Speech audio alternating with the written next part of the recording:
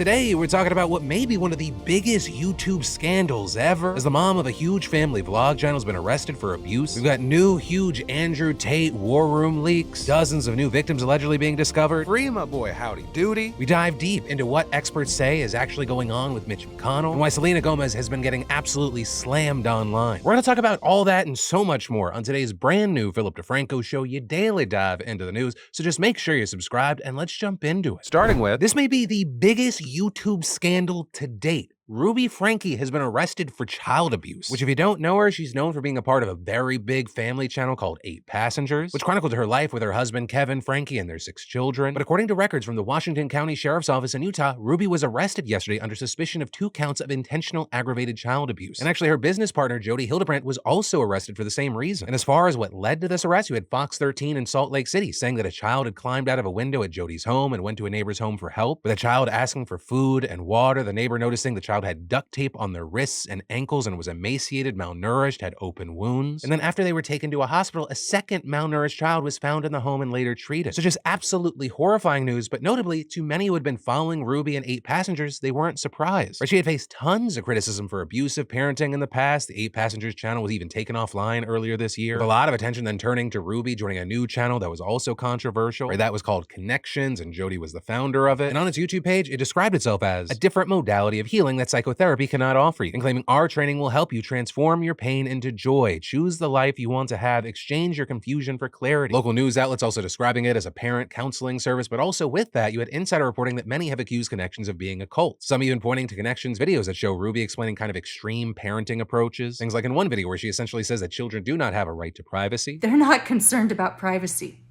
That is the last thing they're concerned about. They're just trying to hold that word over your head. They're trying to hold you hostage. In this home, you don't get personal space because this is my space because I'm the parent. And as long as you're living in my home, it is my job to know everything about you. You don't get to sneak, you don't get to hide, you don't get to have secrets. People also resurfacing old 8 Passengers clips, like one where Ruby said her 6-year-old daughter forgot to bring a lunch to school, but she refused to drop one off for her. I know that her teacher is uncomfortable with her being hungry and not having a lunch, and it would ease her discomfort if I came to the school with a lunch. But I responded and just said, Eve is responsible for making her lunches in the morning, and she actually told me she did pack a lunch. So the natural outcome is she's just going to need to be hungry.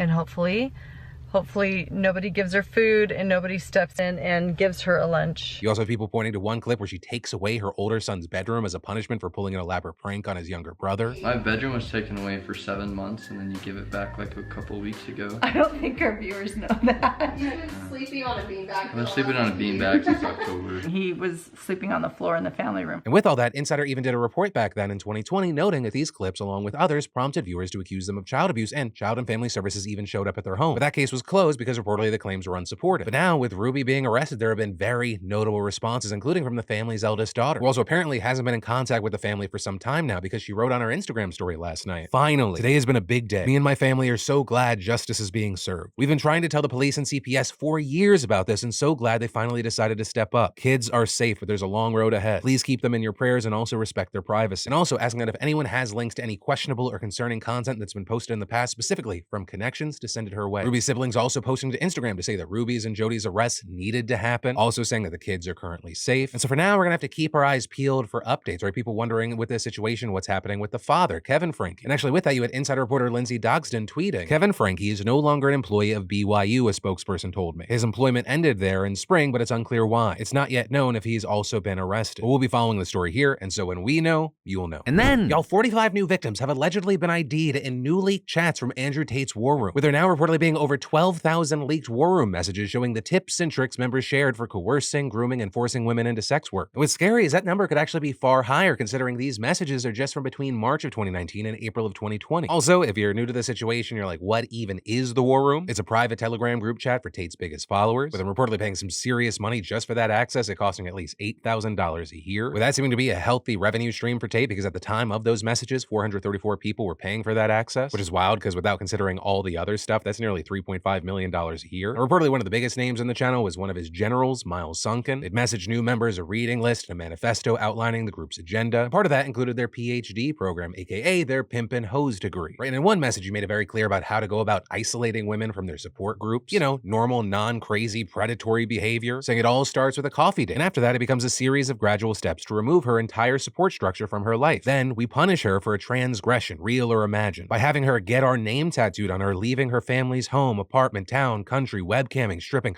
walking the track for us, getting us girls, escalate. And from there, they'd reportedly take what money these women earned. With one woman the BBC spoke to saying she was forced to give up $95,000. That was 80% of her earnings to 2 War Room members. Also, other leading War Room members would post images of women with serious signs of abuse, such as cuts and bruises. Another describing how a woman complained to him about work, so quote, I took her keyboard and hit her in the head with it, and saying she then went into the room and worked 7 hours without any break. Right, and if any of that sounds familiar, well, it's because that exact playbook is pretty much what Romanian authorities are claiming Tate did in their scheme to traffic women. Though notably on that note, right, none of these messages that we're talking about today are Tate directly saying anything. But instead of the Tates noting that and distancing themselves from this new report, they're calling bullshit, with Tate telling the BBC its findings were, quote, another brazen attempt to present one-sided, unverified allegations. And a spokesperson adding, the BBC's findings not only present false accusations, but insult the massive community that considers Andrew Tate a life-changing positive force. Their statement also adding that Mr. Tate is, quote, prepared to take all necessary legal actions to defend his innocence and hold accountable those responsible for defamatory claims. But as far as how everything's gonna play out from here, we're gonna have to wait and see. And then, ooh, people were coming for Selena Gomez. Right, so currently you have the writers and the actors on the picket lines who are taking a big stand against the studios. And one of the big updates is that the public is largely on the workers' side here, with a recent Gallup poll finding that 72% support striking writers, with just 19% supporting the studios. And then with the actors, the numbers slightly dip, with 67% supporting the SAG strike, 24% siding with the studios there. And this notably coming as there's potential friction within the studios, with Deadline reporting that many executives of major studios met yesterday amid growing speculation of internal divisions and a lack of any apparent path forward to end the writers and actors strikes, with big names like Netflix's Ted Sarandos and Warner Bros.' David Zaslav apparently being part of it, Disney, Amazon, and Universal also throwing some execs in. And remember this, as we are 120 days into the writer's strike and at nearly 50 days for the actors. So I guess also prepare for a content drought. But also with the strike news today, you had some celebrities making some headlines both for backlash and praise. On the backlash front, you had Selena Gomez because she posted and then deleted a video on Instagram that seemingly promoted only murders in the building, with a video showing behind the scenes clips alongside the caption missing and wanting only murders Hulu. That post getting 1 million likes by the time that it was taken down. And according to the Los Angeles Times, it was on our grid for at least 15 hours. And even though reportedly the video was not a commercial or anything like that, it's still against strike rules to promote projects, and especially since she tagged the show's official social media handles, it looked like promo. And so the responses to her have varied, with some describing this as an honest mistake, saying, you know, this is kind of more of a throwback, but also a lot of others calling her a scab. But then as far as celebrities getting praise, you had a group of late night hosts launching a podcast to benefit the writers on strike, with those being Stephen Colbert, Jimmy Fallon, Jimmy Kimmel, Seth Meyers, and John Oliver, all going behind the mic for Strike Force 5, which actually came out this week, and according to the Washington Post, it's going to have at least 12 episodes. And reportedly the money made on that show are going to go to the staffers on their shows who are currently out of work. And then I want to talk about one of the coolest things I think a lot of people need to know about. And specifically, I'm talking about the innovative, award-nominated device and sponsor of today's show, Fume. You know, Fume was built to help people kick bad habits easier. And as far as what it is exactly, Fume diffuses cores made from natural, delicious flavors like peppermint, lemon, cinnamon, and more. So you're just breathing in naturally flavored air, no nasty chemicals or batteries involved. And it comes with movable parts and magnets for fidgeting, which I'm a huge fan of. It's balanced just right, enough to keep your fingers busy, which helps with anxieties that come with taking the bad out of habits. Though I'm getting a replacement cap delivered because I'm blaming you, Lindsay. She was using it and misplaced it. Which on that, I mean, I haven't even mentioned the build quality. As you can see, these things are the real deal. It feels premium all around, and you can even upgrade your barrel to genuine rosewood or olive wood for a deluxe finish. You know, stopping something is hard, but switching to Fume is easy. So join Fume in accelerating humanity's breakup from destructive habits by picking up the Journey Pack. Just head to tryfume.com/Franco and use code Franco to save 10% off when you get the Journey Pack today. That's tryfum.com/DeFranco and use code DeFranco to save an additional 10% off your order today. And then I've got 4 very quick news stories that are completely unrelated to one another that vary in levels of seriousness that I want to give to you. 1. In the most important news of the day, a car with a giant bull sitting in the passenger seat named Howdy Doody was pulled over by police in Nebraska. And the man who was driving in Howdy Doody were pulled over after some snitch called the police. But the police actually didn't even give him a ticket. They just gave him some warnings and asked him and Howdy to leave the city. Because as it turns out, Howdy Doody's actually a kind of a local celebrity there. Performs at a lot of parades and fairs. 2. Russia is demanding that Norway pay them $4.4 million because 42 reindeer crossed the border into Russia. And as far as why $4.4 million,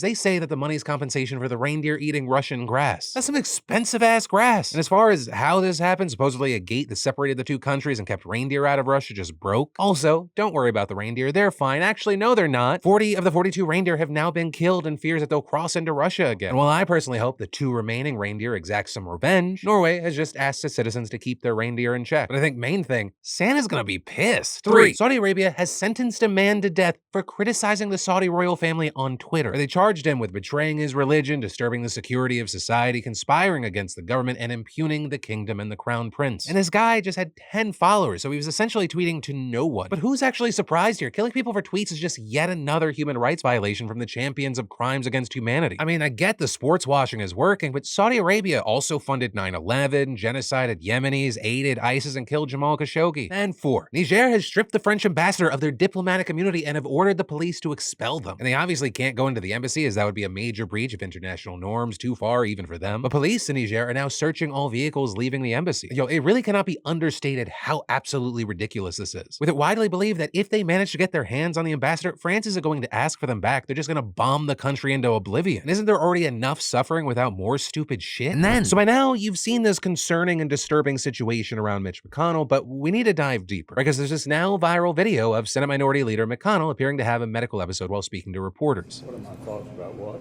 Running for re-election in 2026. That's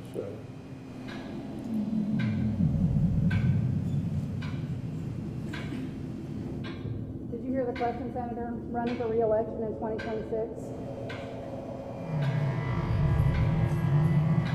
All right, I'm sorry, you all. We're going to need a minute. So that alone is super concerning, but it's even more concerning because this is at least the second time it has happened. He had a public episode like this just in the last few weeks. and a string of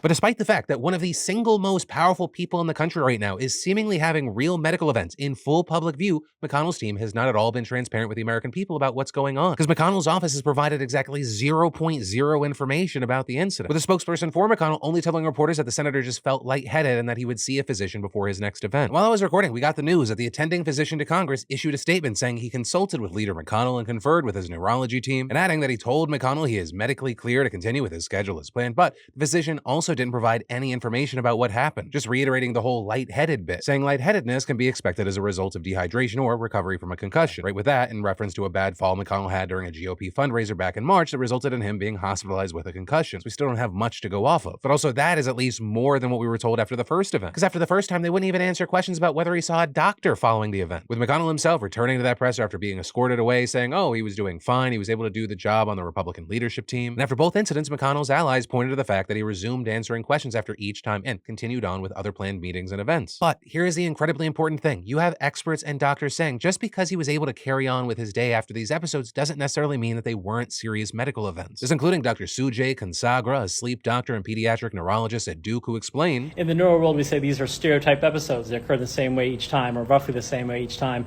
and it's kind of the hallmark of epilepsy. So this is likely focal seizures. The fact that he stops talking can be for two reasons. One, he could have impaired awareness during the seizure, or two, it could actually be affecting the speech centers of his brain in charge of actually expressive speech. This also explains why they didn't rush him off after the first episode to a nearby hospital to get a full workup. It's probably because he's been having these all along. He's had multiple of these. They already know about them, and so they didn't feel the need to go rush him off for a CT scan. The possibility that McConnell had a seizure was also parroted by other doctors after the first event last month, with many of those experts also saying it could have been a mini stroke, which is also called a TIA. But notably, you also have others pushing back against both of those possibilities, like CNN's chief medical correspondent, Dr. Sanjay Gupta. With Gupta explaining what he thought was going on yesterday. There's a lot of things that can sort of come to mind. The more you know about the various neurological conditions, the longer the list is. But certain things like stroke or things like that are probably less likely. He walks away and he's moving his arms and his legs as he walks away. Seizure is less likely. But he also went on to say that whatever this is, it's more serious than his team's repeated excuse of just lightheadedness, with him also echoing the point that it seems like this is something that happens enough that McConnell's team is clearly aware of it and knows what's actually going on. I think what really struck me, and I think Manu alluded to this, is that his aides don't seem that surprised by this. So we've seen this episode a couple of times, but you get the impression that it happens more often because this is something that they're used to dealing with. So while it's as you say, hard to watch, it doesn't seem like this is just lightheadedness. It seems to be something that is really ongoing. Someone who has a Parkinsonian-like condition, for example, whose medications are wearing off or something like that, that's something that could sort of explain this behavior. But as I said, Jake, it's a long list of possibilities here.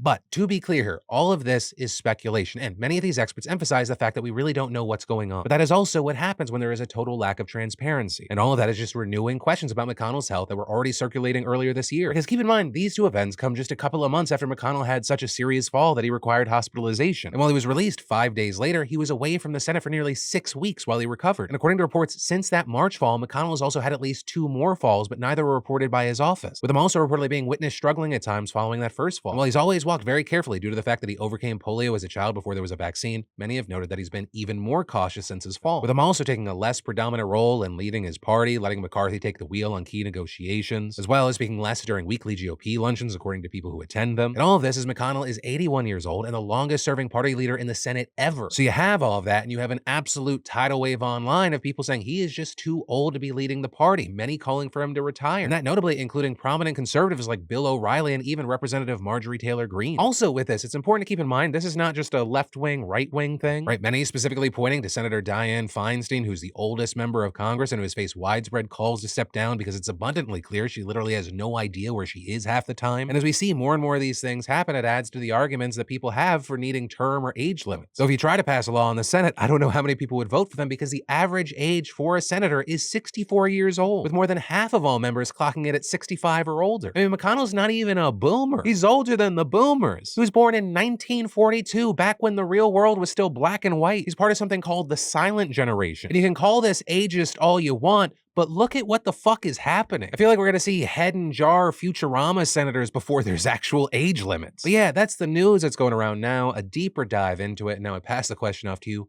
What are your thoughts here? What do you think about the McConnell and Feinstein situations? And do you think there should be age or term limits in Congress? And that is where today's dive into the news is going to end. But for more news you need to know, I got you covered right here. You can click or tap, or I got you in the links. And as always, my name's Philip DeFranco. You've just been filled in. I love yo faces, and I'll see you right back here next time.